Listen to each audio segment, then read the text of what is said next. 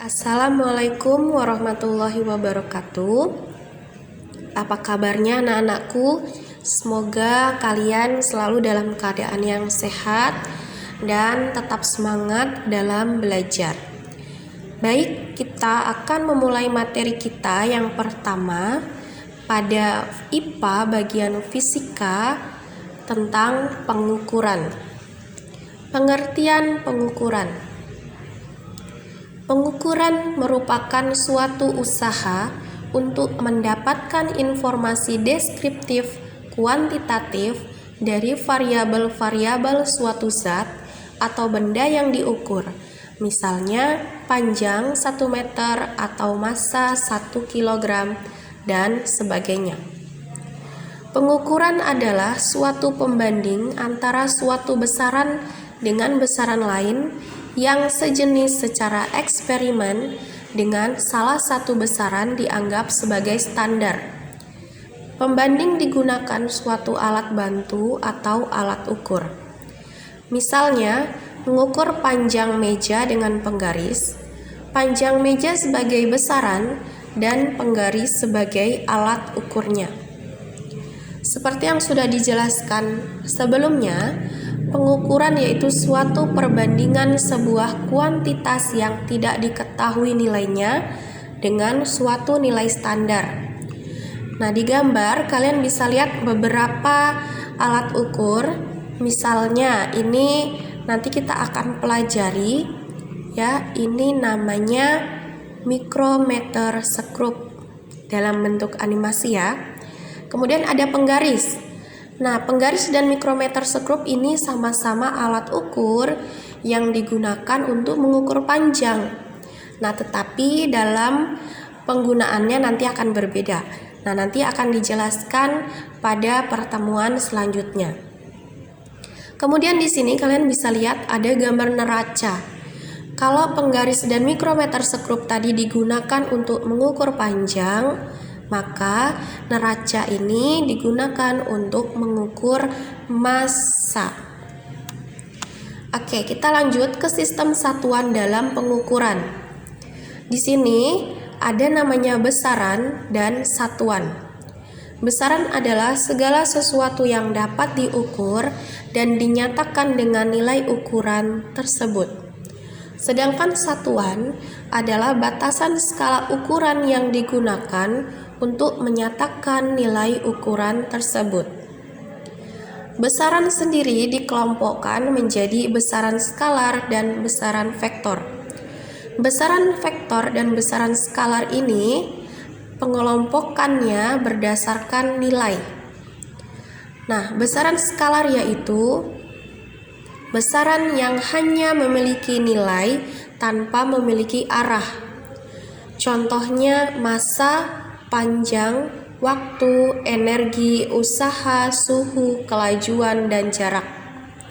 Sedangkan besaran vektor yaitu besaran yang memiliki nilai dan arah.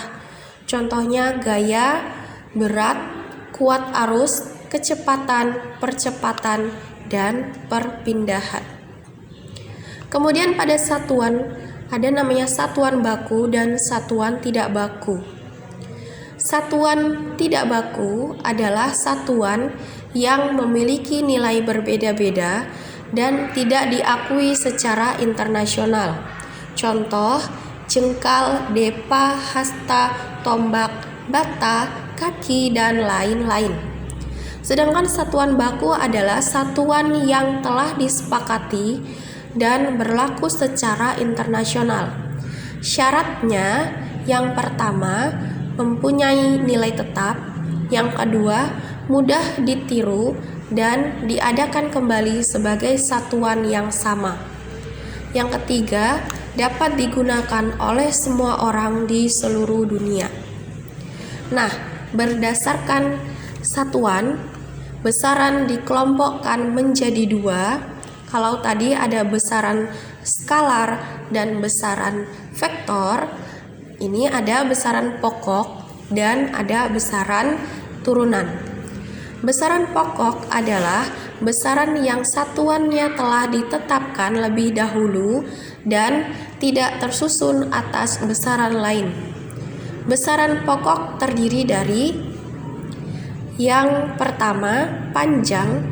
Panjang adalah besaran yang menyatakan jarak antara dua titik, dan satuan panjang dalam satuan internasional adalah meter atau lambangnya adalah M kecil. Alat yang digunakan untuk mengukur panjang biasanya penggaris, mikrometer skrup, jangka sorong, rollmeter, dan lain-lain. Kemudian yang kedua ada massa. Massa adalah jumlah materi yang terkandung dalam suatu benda. Satuan massa dalam SI adalah kilogram atau lambangnya adalah kg. Alat yang digunakan untuk mengukur massa yaitu neraca sama lengan, timbangan duduk, neraca Ohaus, dan lain-lain. Waktu adalah selang antara dua kejadian atau dua peristiwa. Satuannya adalah sekon, dalam lambangnya adalah S kecil. Alat yang digunakan untuk mengukur waktu adalah jam, stopwatch, jam atom, dan lain sebagainya. Kemudian selanjutnya ada suhu. Suhu satuannya adalah Kelvin atau K besar. Kuat arus satuannya adalah ampere atau A besar. Kuat cahaya satuannya adalah kandela atau CD dalam C besar dan D kecil. Jumlah zat satuannya adalah mol. Jadi besaran pokok itu hanya ada 7, yaitu panjang, massa, waktu, suhu, kuat arus, kuat cahaya, dan jumlah zat. Kemudian besaran turunan. Besaran turunan merupakan kombinasi dari satuan-satuan besaran pokok. Contoh besaran turunan adalah luas suatu daerah persegi panjang. Luas sama dengan panjang dikali lebar, di mana panjang dan lebar keduanya merupakan satuan panjang. Atau misalnya gaya. Gaya juga besaran turunan karena terdiri dari massa dikali percepatan. Begitu. Baik, untuk pertemuan kita hari ini sampai di sini dulu. Semoga kalian paham. Silahkan baca buku LKS kalian untuk lebih mendalami materi ini, dan jika ada pertanyaan silakan bertanya. Wassalamualaikum warahmatullahi wabarakatuh.